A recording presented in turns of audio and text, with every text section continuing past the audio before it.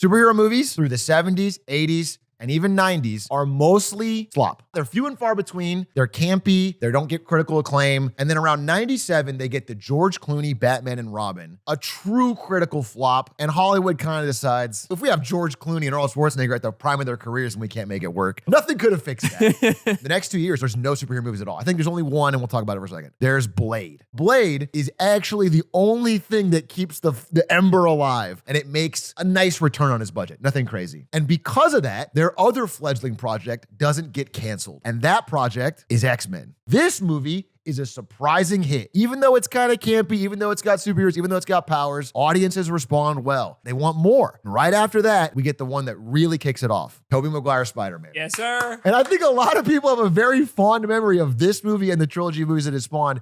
It just hit at the right time. And this was a smash success. We get the beginning of what will become the superhero dominance. And then at the end of the 2000s, we get The Dark Knight, and we get, in the exact same year, like 1 month before or after, we get Iron Man. These two combined give superheroes everything it was finally missing. Critical acclaim, cultural acclaim. So over the next decade, we go from an average of 3 movies a year and almost no shows per year to 4.5 movies a year and a lot of shows. We get a ton more Marvel. And then at the end of the decade, we get Avengers Endgame. And this is what you might say is the culmination of this decade that everyone attached to. This movie does absolutely insane numbers. I believe it's the second highest grossing movie of all time. And then we get into the 2020s. This is our decade now, where we're getting more superhero stuff than ever, but the critical acclaim is down. The box office is down. Madam Web comes out recently, flop. Eternals comes out, gigantic budget, like $400 million budget, flop. Thunderbolt, even highly reviewed ones, though, are now starting to underperform. And now there are no superhero movies for the next 6 months, which has not happened since 2011.